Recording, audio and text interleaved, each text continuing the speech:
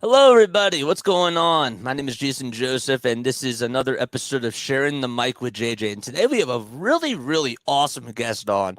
All right, so this guy, there's a whole lot of credentials that this man literally has. He's the co-host of the 76ers Insiders Podcast Network with Lauren Rosen and also Nick Stauskas. He's the host of the 76ers pregame show on 97.5 The Fanatic and also the postgame show as well. And he's the TV play-by-play announcer for the Delaware Blue Coats and fills in for the radio play-by-play side of things for the Philadelphia 76ers. He's a graduate of Fordham University, and he's a WFUV alum. And he also does play-by-play for Eastern University football as well. This is my man, Matt Murphy. I hope I covered everything. You crushed it. Jason, it's great to see you. Thank you for having me on Sharing the Mic with JJ. Happy to be here. It's always great to hear from Rowan people. And going back a few years, you were part of that initial group with the Delaware Blue Coats opportunities, which was so special. I know you were very passionate about just getting that opportunity. So to get to kind of work with you in some respects there, work alongside you there. And that was, a few years ago at this point. So it's great to see you again. Looking forward to catching up. I appreciate you so much for doing this. It's really funny to me because like the Blue Coats, I always talk highly about the Blue Coats and even doing stuff with the Blue Rocks too. Just two incredible organizations. And I was just so happy that I got to be a part of that. And honestly, I learned so much from you. I learned so much from Alex and from Joe and from everybody that was in the organization. And that was really awesome. They've got a good thing going. They just won the championship, and the way that Rowan is involved, and huge shout out to team president Larry Milai, Alex Yo, Neil Hartman with Rowan, Derek Jones, Joe Kane on the Blue Coats side, Joe Richmond, a lot of people that you just alluded to. The team, it culminates with the championship in the 2023, end of the 2022-23 season, but bringing Rowan on prior to that, you and I both know it well. And you mentioned my time at Fordham. I think it's very comparable to what Rowan has going on right now. And hopefully will continue to set up so many people for success in the sports media, sports industry as a whole. Yeah, no, absolutely. Look, I want to get more into it, but first, I want to talk a little bit of some Blue Coats, and I want to talk a little bit Sixers first. I mean, you've been so you got to see them win last year. And, just from last year compared to this year, okay, you have guys that are really talented, like Ricky Council the fourth, and you still have guys like Jared Brownridge that are still on the team, which is absolutely crazy because Brownridge was still there, when I was there. 7 years. That's in Delaware. Oh my gosh, that's really wild. But what do you like about this roster? Well, outside of the roster, they have a new coach too, leading the show here. I was going to talk about that. Yeah. Okay, so we'll save that. But with the roster, you mentioned Brownridge. He didn't play in the showcase part last year, but then the Blue Coats retooled the roster to make that championship run. That's something that's so interesting about the G League, because unlike the NBA in-season tournament where it counts towards your regular season record and playoff positioning, in the G League, it's 2 seasons essentially, and you go back to 0-0. So you can, if something wasn't working, you can change your roster around, and you have a truly clean slate to do it. And they brought Jared Brownridge. They made other moves too, but they brought Jared Brownridge back in for the regular season last year. Now he's back again for this whole run, and he's still shooting the 3 ball as well as ever, one of the best shooters in G League history. But what I really like is how they reinvented their front court here with some extra height and some reinforcements in the big guys, because they didn't have Darius Baisley until recently, a former NBA first-round pick who's 6'9". They needed some extra height. And then they waived Javonte Smart, the Sixers, from his 2-way deal. Luckily brought him back because he's a critical piece to their group as a point guard. But they signed Kenny Lofton Jr., the former Memphis Grizzlies. So all of a sudden, kind of overnight, you end up with a front court of Darius Baisley and Kenneth Lofton Jr., which is just different than what they had in the beginning of the season. And you match that up with the other Sixers on the roster, like Ricky Council the fourth, like Terquavion Smith, who's been in like a 6th man role. And Council's shooting has probably been one of the biggest bright spots of the Blue Coats season so far, because He has this athletic side of his game. He's like a 6'6" wing, but he's shooting the three and his jump shot's better than scouts and prognosticators had expected him to do. And he's well aware that he's proving the doubters wrong so far. Yeah, absolutely. And you were just talking about the staff. I wanted to kind of go into a little bit of the coaching side of stuff too. Kobe Carl is now one of the assistant coaches of the Sixers, and he was the head coach for a couple of years with the Blue Coats. But between Kobe Carl and Mike Longobardi's coaching schemes, what stands out to you as far as differences go? Well, first of all, with Kobe Carl, congrats to him. It's not just players that get called up. Like Nick Nurse comes into town with the Sixers, and you're wondering like who's going to be on his staff. And it turns out that he takes from the G League and he promotes the G League head coach. Nurse has a long background in the minor leagues, so he can appreciate that. And Kobe Carl, and overseas too. Right.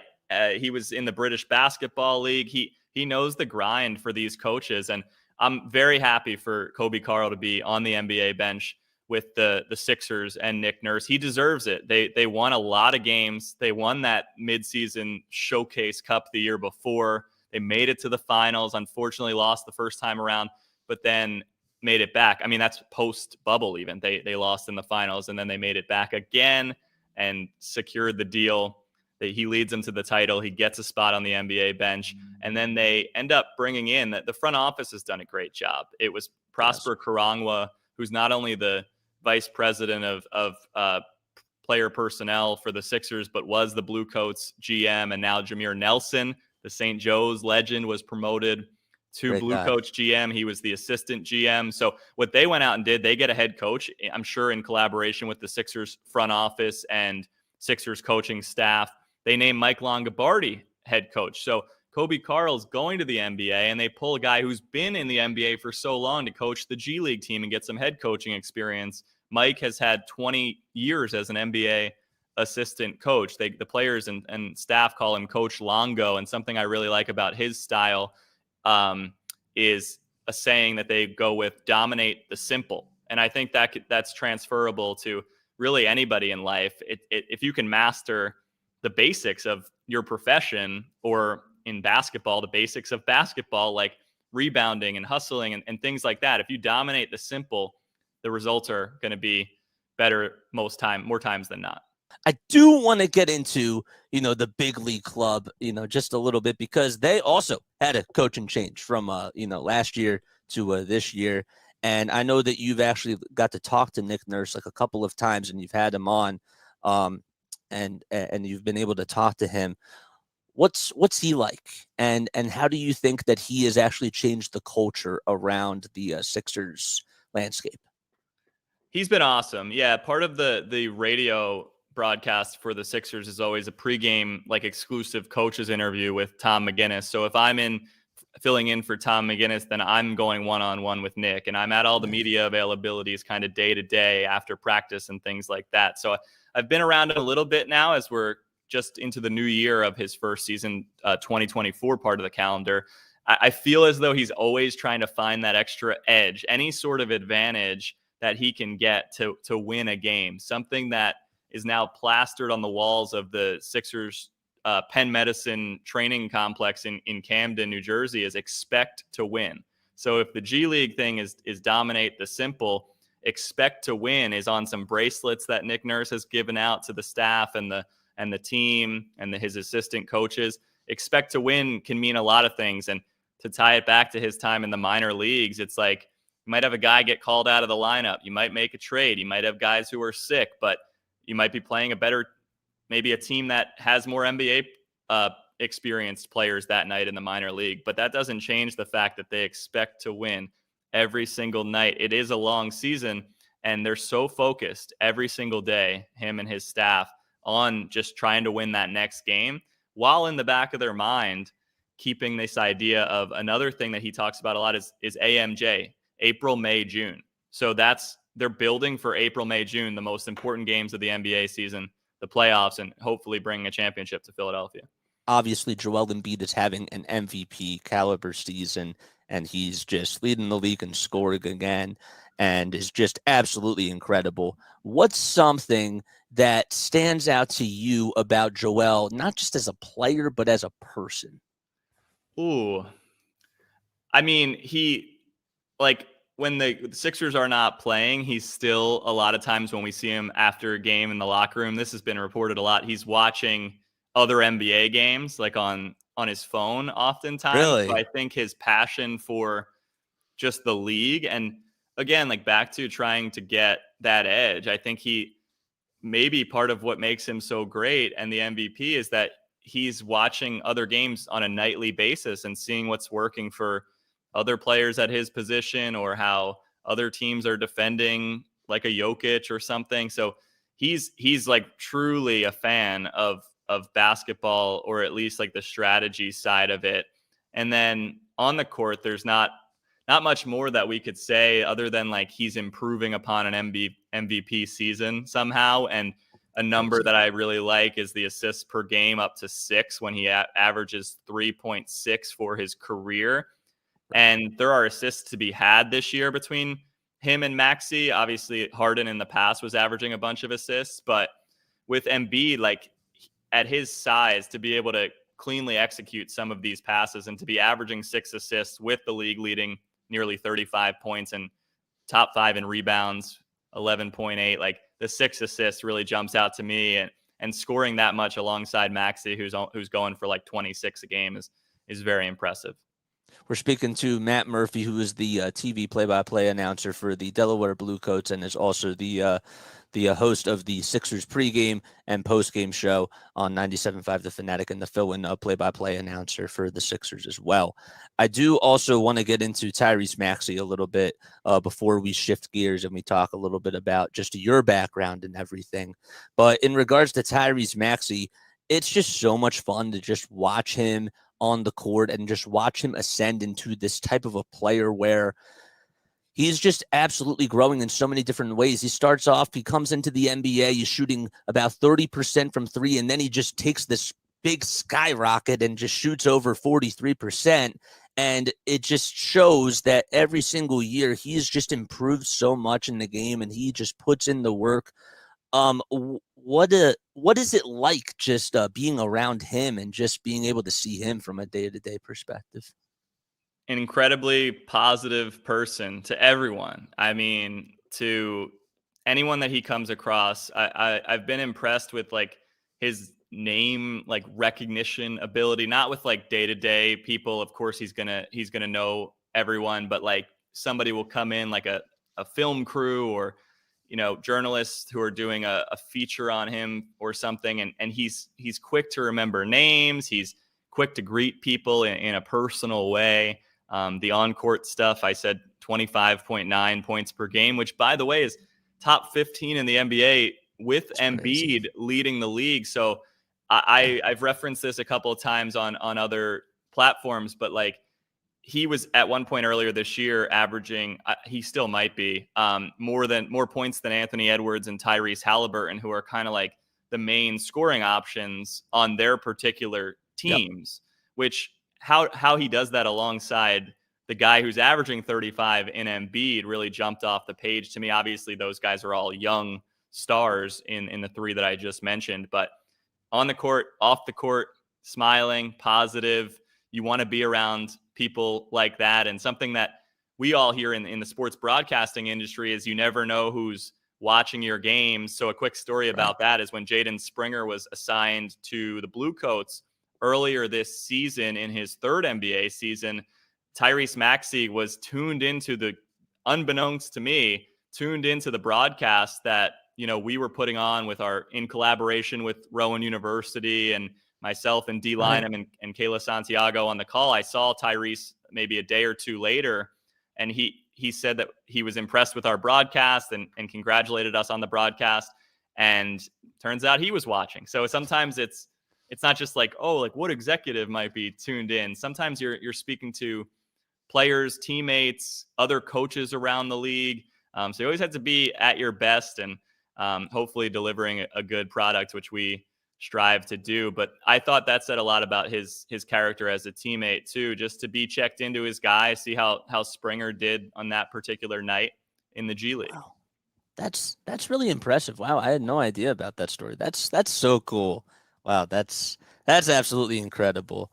I do want to start to shift gears, and I want to talk just more about you because you have just had this incredible career so far. You're the youngest NBA G League play-by-play announcer, which is just so awesome. And I want to talk about just the build up to the journey. So you're from South Jersey, correct? And you went to a Paul VI High School.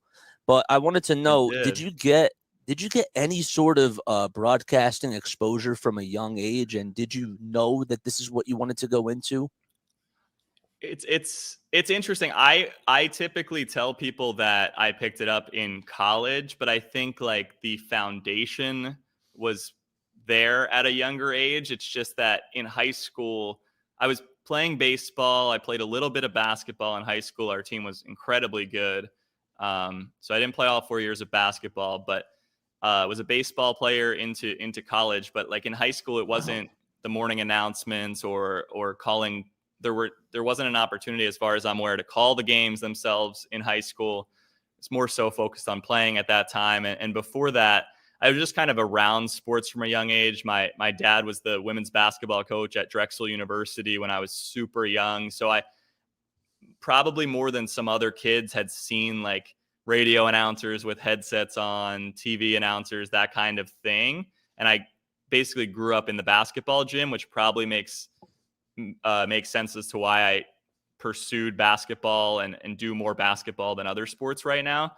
Right. So I was around it with my family. It was just like growing up in a sports family, but it was really college when I started to actually get the reps that we're talking about. Now, how long did your dad coach for basketball? He was at multiple schools, but head coaching wise, a handful of seasons at Drexel as the head women's coach. Like I was, 2, 3, 4 years old. So this was Oh, like wow. around the late 90s into early 2000s. Wow, that's crazy. And what position did you play for baseball? Oh, I never get to talk about this stuff. I'm sure it's thrilling for everyone. I was a left-handed pitcher. Those people are always Really? coddled because it's like maybe this guy could be something because he's lefty. It's funky. Um, so I was a pitcher and like a first baseman at the lower levels. I was the weird baseball player who batted right-handed and threw left-handed. It's I think those are so cool. not a I typical really do. conversation because I actually, or a combination, I should say. I actually threw the ball right-handed as a kid, and I switched to throwing left-handed because I thought I was better at throwing left-handed. So it was like having a catch one day. I actually, when instead of just joking around about throwing with the other hand, I fully switched at a young age to throwing the ball left-handed. And I had always written with my left hand. So I don't know why I Huh. didn't try to start. Maybe I wasn't writing that much when I was Right. super young playing sports. So I just switched to do everything left-handed, other than like stick sports and batting and hockey and stuff like that. So I was a pitcher, and I played into college, but Fordham's Division I athletics. So I was not good enough to be on their team. I didn't try out or anything like that, but I tried out for the club baseball team and ended up playing all 4 years of that. So Oh, I wow. don't broadcast much baseball anymore, but that was definitely part of my college broadcasting experience. And who knows what Right. the future holds. I would love to get back to it soon. Absolutely. I kind of want to piggyback more off the Fordham experience because you got involved with WFUV and you were just talking about how you got to do baseball and you got to do other sports with them. Just what was that experience like, and what do you remember just about learning about just the broadcasting side of stuff, and how did that shape you and influence you? I didn't really know how many people had gone to Fordham and gone on to great success in the industry. My dad, who I said was a coach, grew up in New York, so he was more familiar with Fordham's reputation and he had known about some of the alums who had called games there, did talk shows there, and then have advanced into great positions, and like such as Mike Breen, the voice of the NBA Finals, and there's a list of others, including, Vin Scully. yeah. So Vince Scully is kind of like the patriarch of WFUV. He was actually a baseball player on Fordham who transitioned, as I understand it, into like some broadcasting reps. Right. But of course, the late great famous Dodgers announcer Vin Scully. And then there are some others, like a lot in the NBA actually, that I come across to this day. Ryan Rucco, Spiro Ditas, Chris Carino with the Nets. So it was like a lot thrown at me at once to get up to speed on who these people were, like why they're so successful in the industry, figuring out how to hone my own voice and that type of thing. But I guess it was never a question of when I got on campus that I would pursue it, because it was very early on, like figuring out that we could be in professional locker rooms as college students, as beat reporters, which is why I put Fordham up against anybody, because other schools and markets have minor league access, but Fordham and Rowan now, they have great opportunities that mirror kind of what Fordham had in the Philadelphia market. It's incredible. Of course, with the Blue Coats and the Blue Rocks and calling the games, that's elite experience. But at Fordham, we were able to cover all the New York professional teams. Like I covered the Devils, the Rangers, the Jets in the locker room as a college student. So I knew from the start when I heard about that I wanted to do it. Play-by-play reps coincided with all that, podcast reps. And it was about like finding my voice in like a podcast space, figuring it out on the play-by-play side. And it grew from there, but I knew I wanted to pursue basketball, play-by-play in general. And all those names I mentioned at the beginning of this who went to the school serve as great mentors for all of the current students. Speaking of the beginning, every time I have a guest on in the beginning, and I don't know why I forgot about this, but I just realized I forgot about it, and then it just hit me right now. What would you say, because this is called sharing the mic with JJ, what would you say in college, like specifically, what was your favorite moment or a favorite time that you were on the mic with somebody that you got to share with?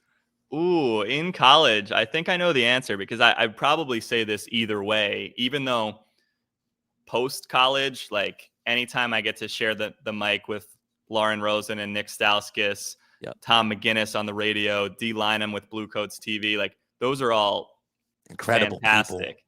And I'm very lucky to do that. But I may have picked this college moment anyway, because it was just so profound for me. Part of my college experience was covering you might not like this because I've seen you wearing Patriots gear before. Was covering the Eagles-Patriots Super Bowl in Minnesota, and we were on Radio Row.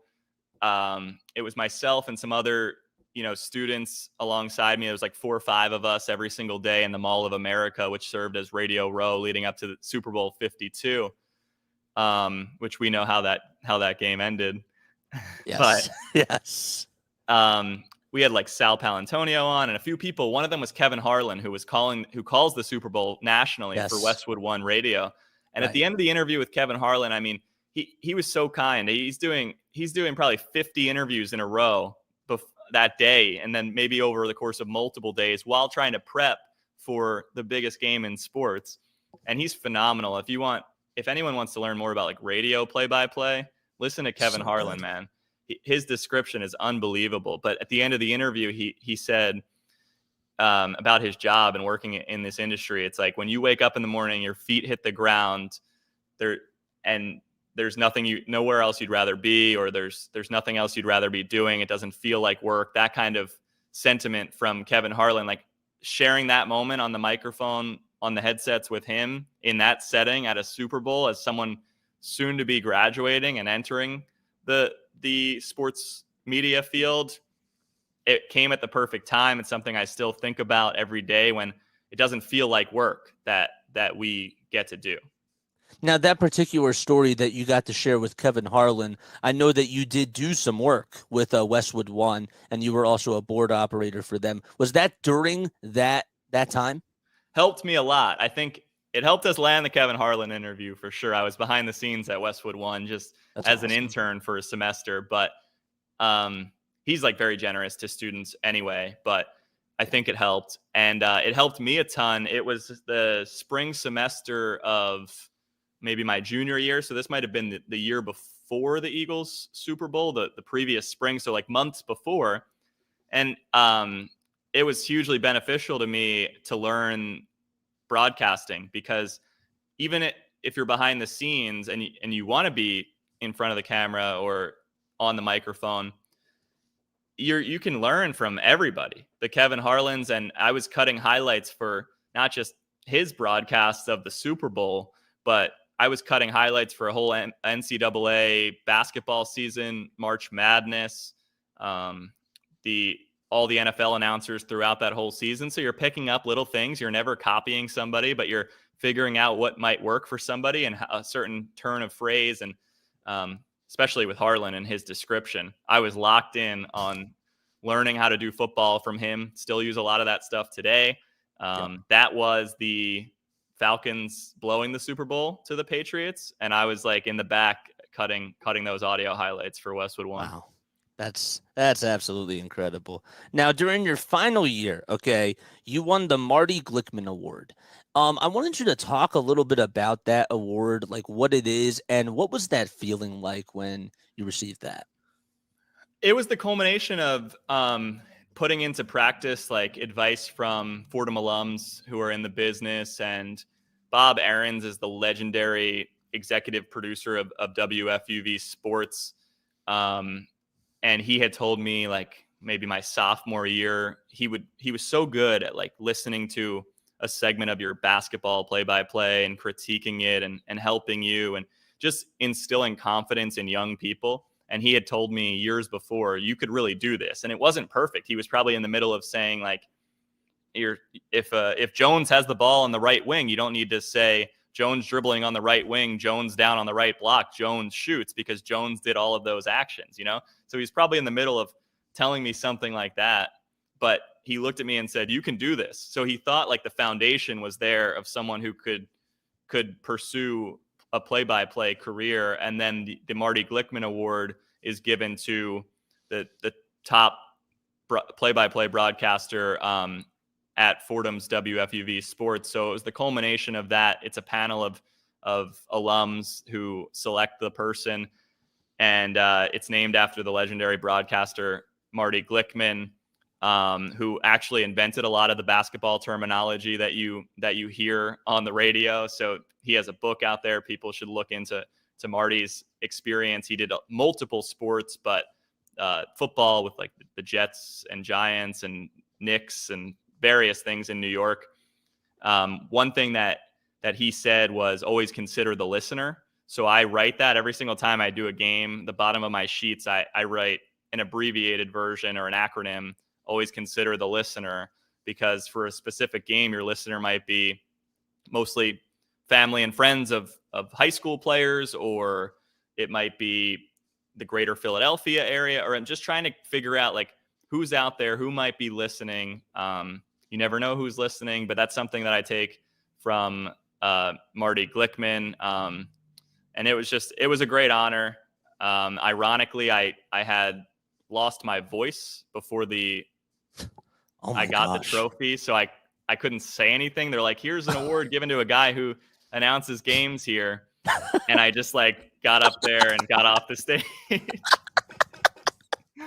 I legit had like laryngitis or something. Like I went to like the medical center and all this stuff. And I had to write notes down to tell them what was going on. Like I could not say a single word at the time I was being honored for talking.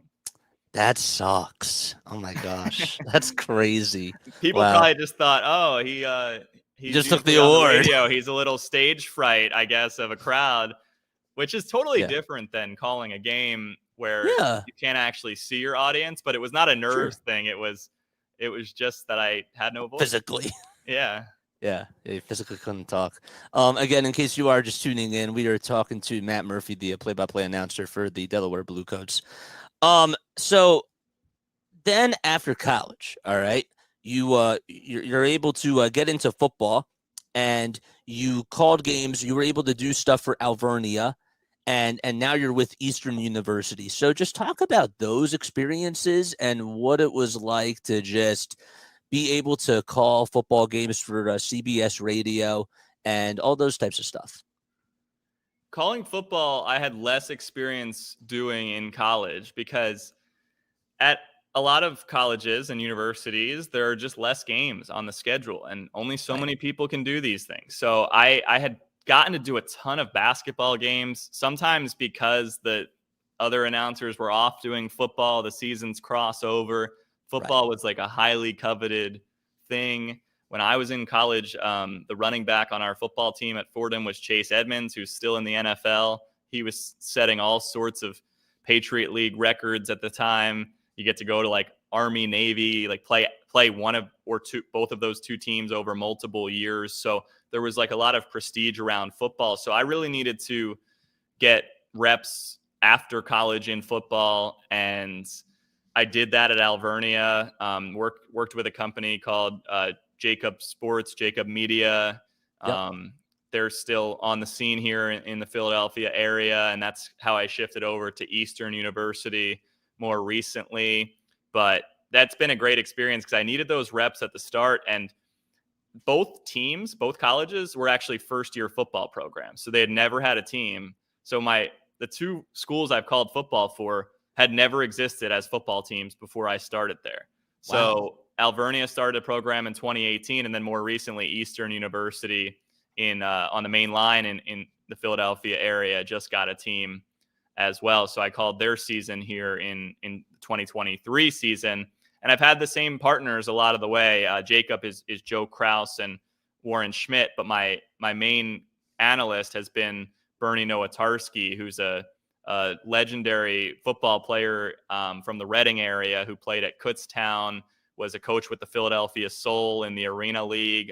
So working with him at both Alvernia and Eastern has been fantastic. I cherish the relationship with someone like Bernie and calling games with him equally as much as I do just the repetition of doing football. Football is very hard to call. Like people say hockey is really hard to call, but I think I adjusted to the pacing of basketball, maybe because I had more exposure to it from a young age more Right. quickly than I did with calling a football game. But there's 100 guys on each team, and they're like, Yep. no, that guy's number 0 on the offense, that guy's number 0 on the defense, and actually this other guy, he just switched his number from 7 to 0 during the middle of the week, so now he's number 0 on the defense. It's Right. just a lot going on. In basketball, it's like 12 to 15 guys that you have to know about on each side. So it's a lot of preparation to call a football game. So it's been nice to do that in the fall to kind of flip that part of my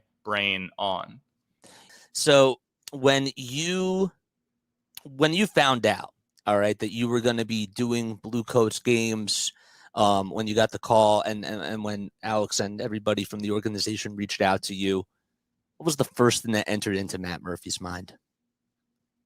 Wow. So it was in a sports broadcasting class, like a college course called sports broadcasting, when I got an email about, in reply to my broadcasting tape that I had sent in, and there wasn't a job description or anything. It was a cold email. But I got a reply back while I was sitting in a college course called sports broadcasting that they would like to speak with me for an interview at the training complex in Camden. And I'm from South Jersey, like you said. So the Sixers are one of my hometown teams. So the whole dream come true type cliche plays in. But I think about the setting more than anything else, because it's like you're sitting in a class that's teaching you about sports broadcasting when like the early stages of what hopefully becomes your career is taking shape, like in your email. So I don't know if I paid attention as much to the rest of the lecture that day. I was probably like, I probably, like any broadcaster, started preparing for the event, which in this case was just a conversation in Camden. And that's a huge piece of advice that I give people. You got to know as much about like the people interviewing you as you possibly can, as if you were about to call like a sporting event that featured them, because yes, a lot of the questions are about your experience, but you got to know who you're speaking with. So that was like a big thing for me. I probably went straight into that mode. But it was like an indescribable feeling, because I was less familiar with the G League at the time, but I knew that it was a direct affiliation with the Sixers, and I quickly learned as much as I could about everything. And then from there, everything just kind of happened since. They were moving arenas to Chase Fieldhouse in Wilmington.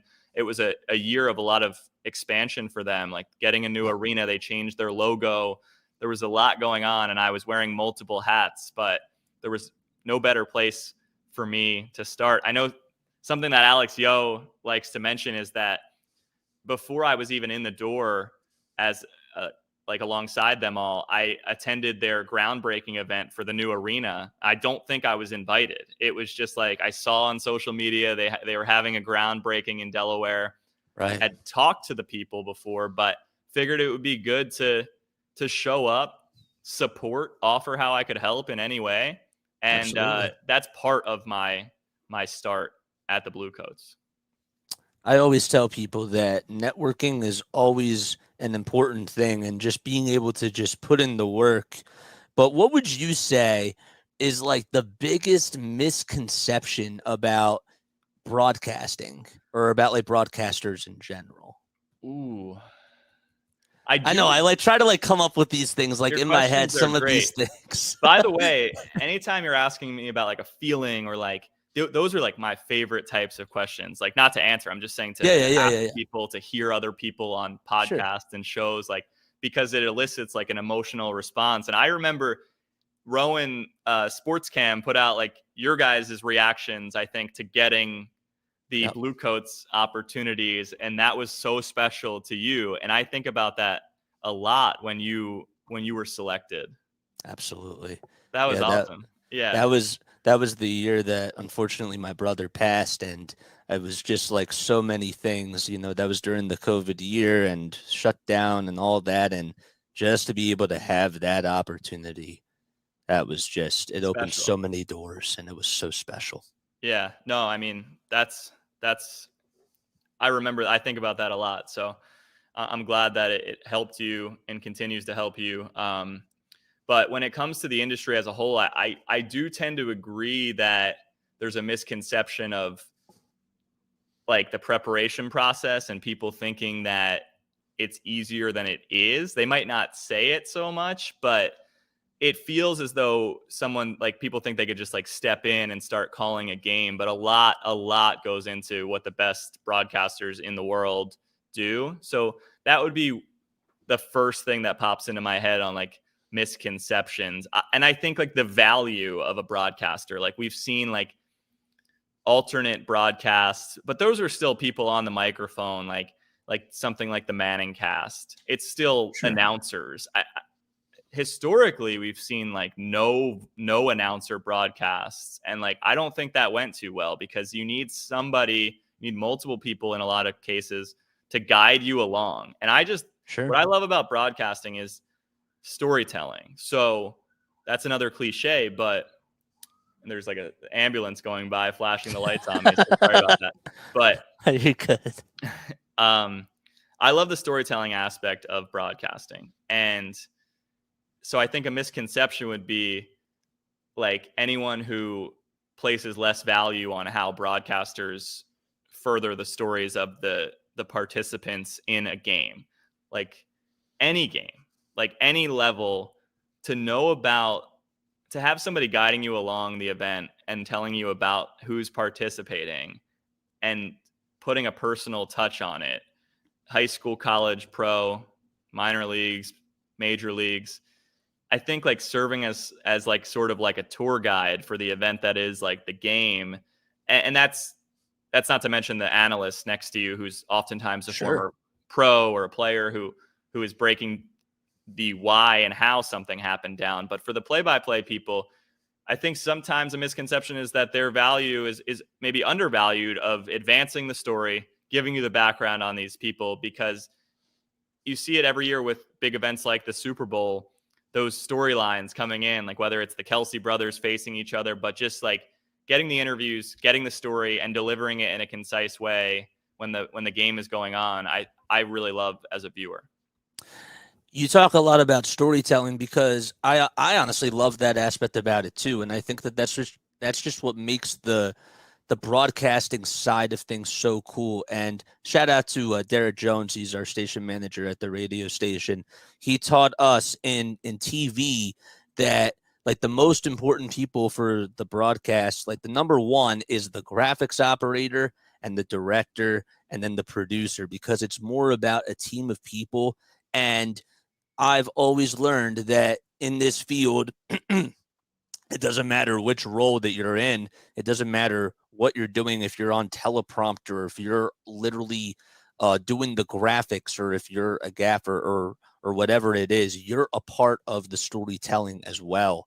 And I think that that's just what makes this field so unique and just so powerful, you know?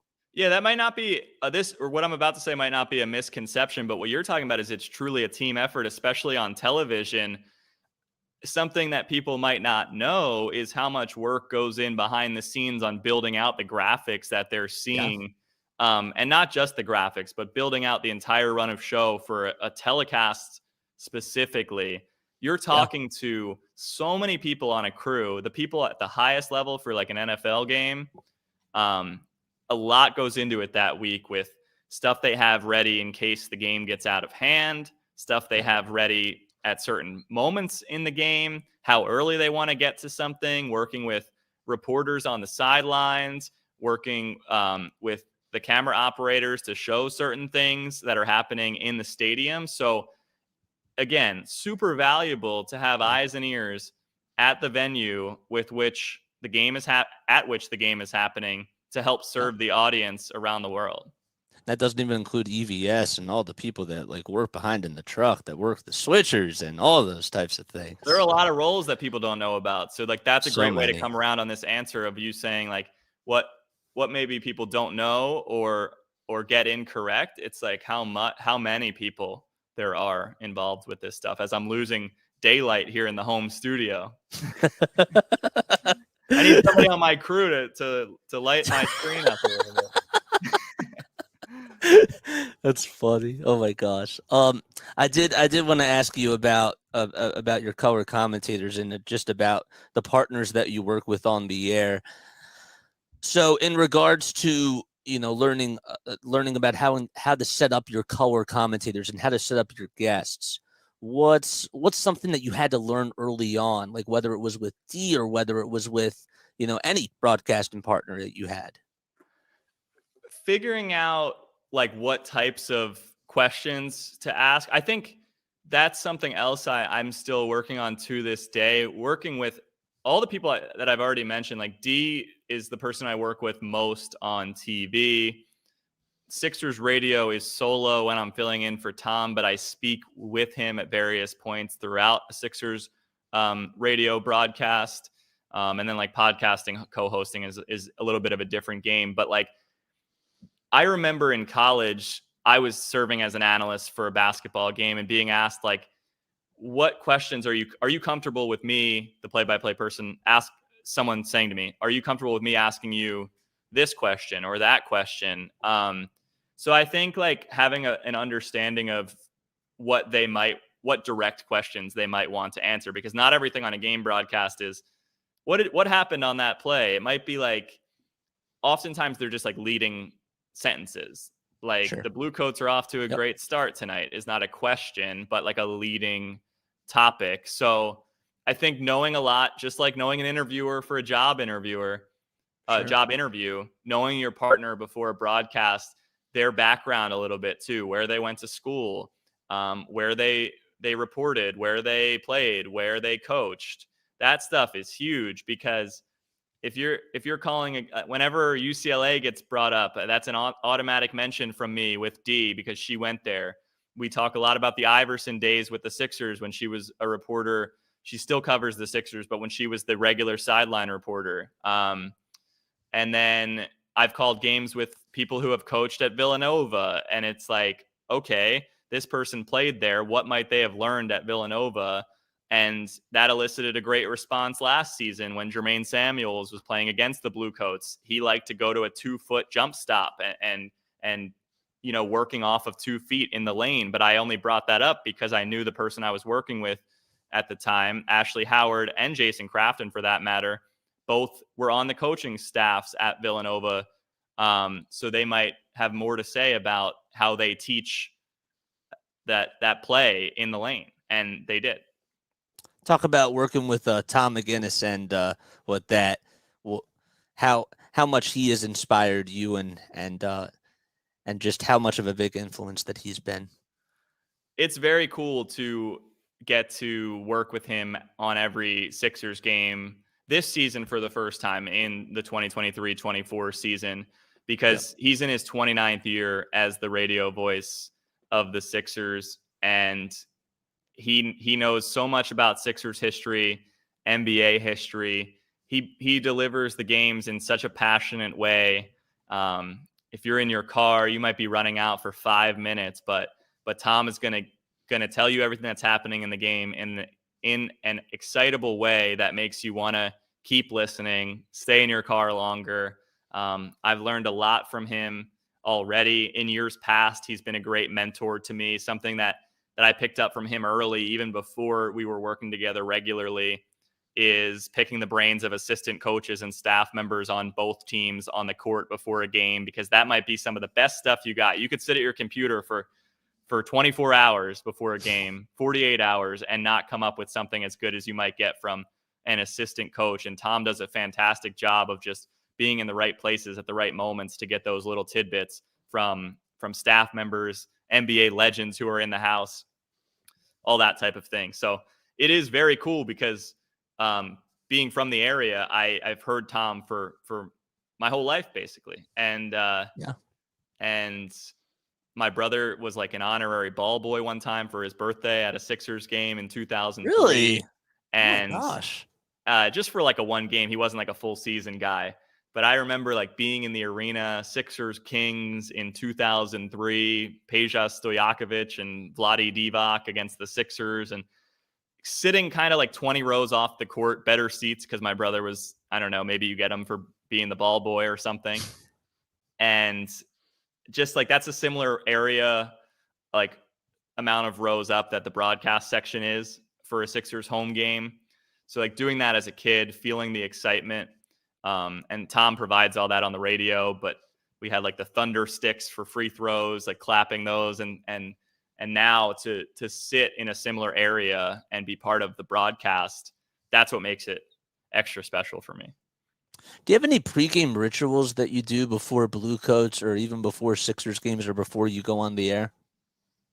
Great question. I do. I don't like consciously think of them, but coffee intake is like a big thing for me. Like I try to have 2 to 3 coffees throughout a game day. Well, throughout like the entire day and night. So I'll usually have one like during the game or right before the game. But so there's that. The thing I said about writing the Marty Glickman phrase, always consider the listener, is something that I do every single time I have my game boards in front of me. Obviously, a lot of the preparation stats wise remains the same.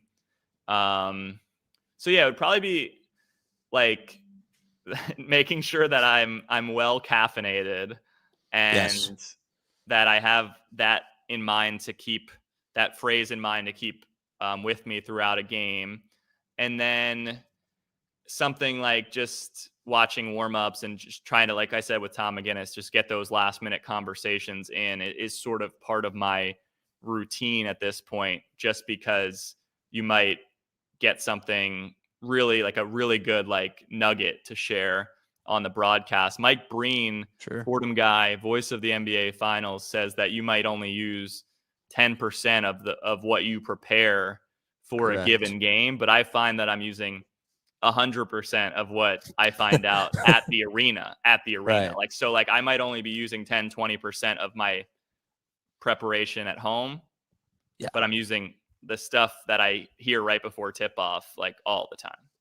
Absolutely. I really appreciate your time. I'm not gonna I don't want to hold you up for like too much longer because I know that it is getting dark over there. Do I need to turn a light on here for the sake of the show? That's better. But we were recording right at the window of the sunset in the Philadelphia area. So now people can see me again. So look at that. Live show, live television. We used to, Bob Aaron, the legendary Fordham mentor, is like, when stuff's live, stuff happens, but he didn't say stuff. I know I'm like going all around, but I never really got to ask you about just the experience of being in the bubble and just being able to go down to Orlando. Of course, when I was there, of course, I was at the radio station. We were calling the games off of a monitor, but we were attending the press conferences too, virtually. But you were always making sure that the mics were set up for Connor Johnson and for all the Oh players that yeah, were there. Rajon Tucker. Oh my gosh! But I like, forgot what was about that that whole? part. Yeah, yeah. What was the whole experience like of just being in the bubble and just seeing the players and being away from your family? It was draining. Yeah, I had moved to Conshohocken, Pennsylvania at the time. I was in a new place, and I just kind of up and left Liz, and um, I mean, she held it down, but Right. it was a work trip, and it was a great experience first and foremost. But it ended up being like almost, I want to say, like 2 months of time or something like that. So definitely like a significant event in my life, and I remember the Blue Coats championship game vividly. The confetti was falling for the Yes. Lakeland Magic over now the Osceola Magic. They moved cities, but Really? Oh my yeah. gosh, I did Mac not know McClung is that. on their team this season in the G League, former Wow. Sixer and Blue Coat Yep. of the Blue Coats championship team. But Yes. so they got their vengeance this year, but not over the Magic. I remember that. Like I'll always remember the confetti falling on us on the losing side of things. Oh my I was gosh. doing, like you said, setting up the press conferences. There were, I don't know, the media restrictions at that time for the G League compared to the NBA bubble, which preceded it. Right. But a lot of it was done on Zoom for anyone covering it from Philly, South Jersey, Delaware, nationally, who wanted to cover the Blue Coats or the G League. So it was all over the internet. And I was the worst part of that was that our backdrop, which was the Blue Coats logo, it was like a giant book sock. So if you had like Oh my book socks gosh. as a kid, instead of like Yeah. Velcroing on, and this was all the games were happening, and this is like nitty gritty G League stuff, but hopefully someone enjoys it. All the games were in like the same arena or two, like two different sites. So there was another game happening before you and after you all the time. So it was like it was a test of speed to get this backdrop up for. There were a good amount of people who covered that Blue Coats run on the internet. Yeah. So I would have to get essentially a giant book sock over a frame every game when the players would speak into the computer. And Oh as my a one-man gosh. job, it wasn't easy because it was like 8 feet No. tall or something. And then I would have to rip it down afterwards. I wish it just like stuck up there, but it did not. It went over the top. So that was something that I'll remember for better or worse. But it was great. I mean, I called the games. I did a lot of the PR, handling the interviews. Paul Reed was in there with the Blue Coats. That was Yep. his MVP Rookie of the Year season. He shot 44% from 3-point range that year Beautiful. in the G League. Isaiah Joe came in at one point. They had some great wins along the way Yeah. in the playoffs. They beat Rajon Tucker, man, he was yeah, athletic. he's still producing highlights on social media with some of his Yes. dunks overseas, Rajon Tucker. Yep. But yeah, I'll remember the run. They beat some really good teams. They beat the Raptors 905, which had Nick Stauskas Yep. in the playoffs. And the Raptors were the best team. So that was like a nationally televised game. I was on the local call, but that was a huge win. It was an upset. And earlier in the season, that was the first year of Ignite, G League Ignite, with Yep. a team that had Jalen Green, who went on to become the number 2 pick by the Houston Rockets. There was like a film crew following them around for the whole season in the bubble. So that's Yep. something else that I'll remember, is getting my first look at Jalen Green, Kuminga, and Yep. that Ignite team. Jared Jack was on there too, I believe. Yeah, he's now an NBA assistant coach, Jarrett Jack, and they always have like the veteran players who are helping them out. But I remember, like, just going to breakfast and there's Jalen Green with a camera crew, and so it was a really unique experience, but a great one. Absolutely. I'll never forget. I think that you were doing your first Sixers game, and it was the next season after that. Next That's when we season, were yeah. back in person, and just tying it all back to just learning how to just, be a sponge and being able to just take in so many opportunities and never really say no and just be willing to always help out. There was a game, it was the first game that you were doing at for the Sixers, and Derek filled in for doing the TV play-by-play. And I just remember, like, I was doing timeout coordinating, and it was really cool to just be able to have Duck like talking in my ear and just being able to fade up the mics and everything for D and for Derek, and also just being also just talking to the refs and making sure that we take the TV timeouts at certain Yeah. spots. Like that was a really cool experience, and that really opened my eyes up to so much stuff about just the TV production side of stuff. It's And really it's a competitive it's field, but at the it end of the is day, a lot of people are still, filling in for one another, for sure. friendly with one another, helping people. Oftentimes, when it's a younger broadcaster with an older broadcaster, the older person is critiquing their work, and Sure.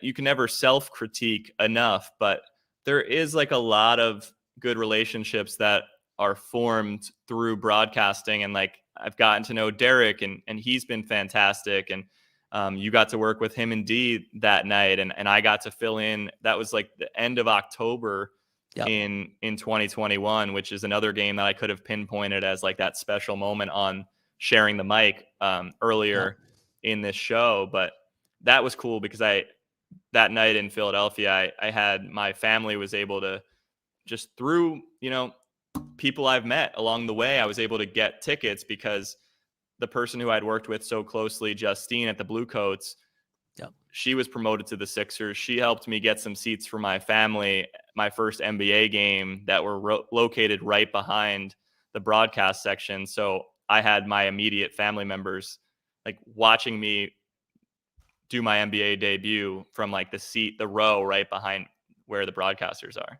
I was so happy for you that night. Like as soon as I found out about it, I was like, "This is incredible," and Matt definitely deserves this. And I'm so happy. Thank you, man. That's really nice of you. I appreciate the support. No, absolutely. Before I let you go, I do have to ask you. Of course, you talked a little bit about it before, but your thoughts about just giving advice to other young broadcasters, young journalists, and people that are that want to get involved with the sports media game. What would you say is like a really good piece of advice, or just a cool tip or a cool story that you've heard from other people that you've gotten to work with? I always tell like students to say yes to opportunities like me with Westwood One when it was behind the scenes, that internship. And I didn't know if I wanted to be like a behind the scenes producer. I probably didn't. But it helped my on-air experience. It helped me on air because I was hearing other great broadcasters at the top of their profession. So my thing with like college age and high school students and people who are just, pursuing it with whatever level of education they have, I always say yes to every opportunity to call a game, to get an internship, even if it's not the exact one that you had in mind. But a lot of people know that. A lot of people are saying yes to the opportunities. So when it comes to networking, I always advise to keep in touch in an appropriate way and not always text or email someone when you see a job posting or a job opening, but rather if they achieve a career milestone or a personal milestone, they have a kid or they post about something, reaching out in ways that aren't so self-minded, or Right. that's not the right phrase, but like kind of just being a normal, nice, being kind to Person. people, like Yes. being personable. Yeah. Like finding time to just talk to them about things that are outside. And we all could be better at this, myself included, but finding Yep. ways to hit them up at times that aren't always so, can you help me? Can you do this for me? Can you do that? Right. I think that's a big part that's missed with networking. Absolutely. And then like, just last thing, Yeah, go for it. this is probably the longest sharing. This might be the longest episode in the history. So this is a 24-hour This is stream now. We're going to keep it going. I've had a couple. I've had a couple for like 2 hours. The I've had a sun's couple gonna come for up. I'm gonna have to 2 turn hours. these lights back off. I won't need the stage lighting anymore. But the last thing is like when we outlined how big the crew can be that you're working with. Yep.